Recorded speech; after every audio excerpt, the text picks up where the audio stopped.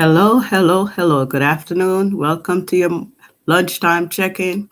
Welcome. We're having positive vibes here. Positive vibe create positive attitude. Positive vibe create your future, your destiny. Be positive. Create a sense of well-being.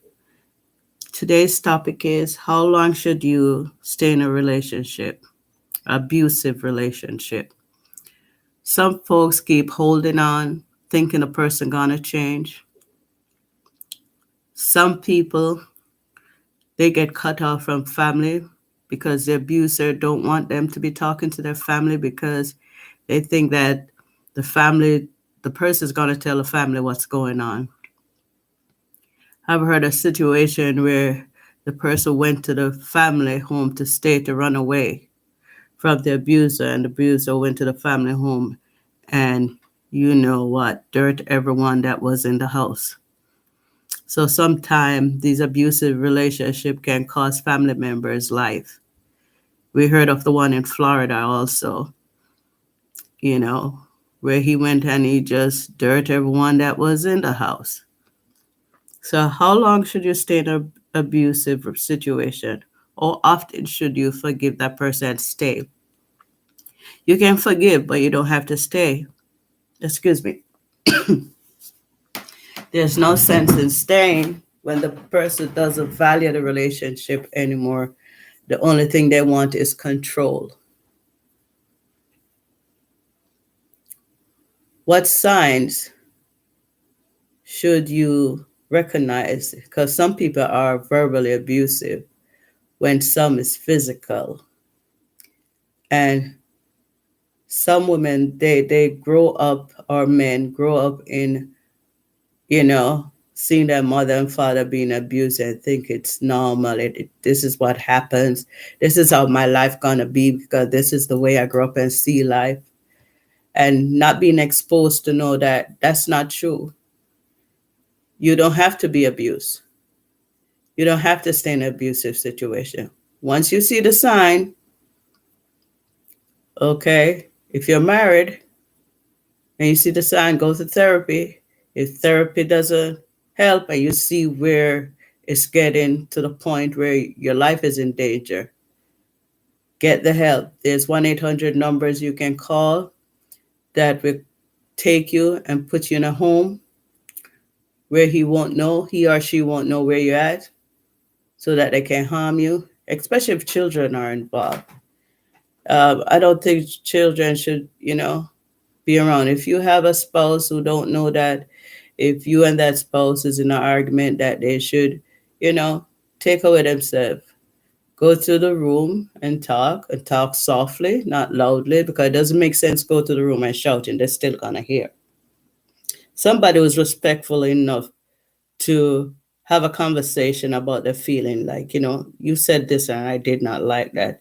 You did this and I did not like that what you did, you know, and not be shouting. Once they're shouting, that's anger. That person have a misplaced anger and they need therapy because no, you're the object of their anger and they're going to take this anger out on you. So when is it? When is it that you have to realize this is not working? If you're dating someone and they're abusing, you say turn around and marry them. You already had the sign. Why did you still marry the person knowing this person was always making you feel lesser than, talking down to you, like everything you do, they criticize, nothing you do is right,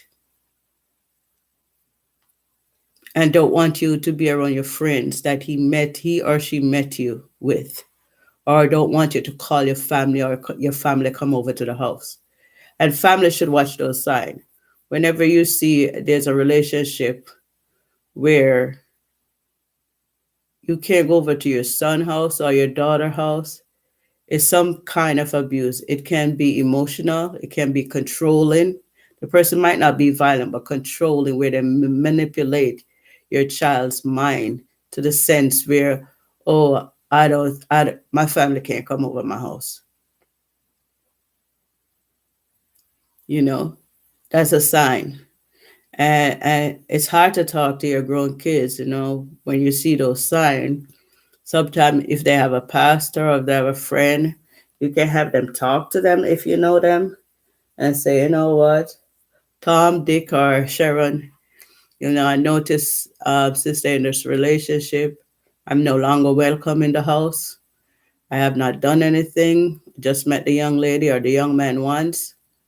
And from that, we are no longer, allowed to visit our loved one, try to find out what type of person is this.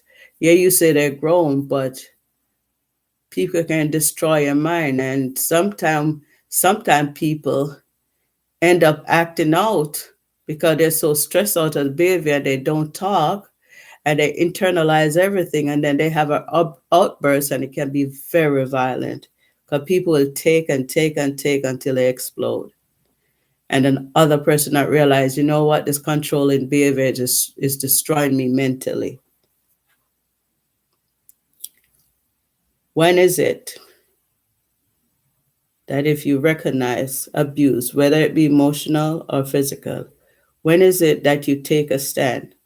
Do you first speak to the person and say, you know what, this way you talk to me, I don't like how you talk to me?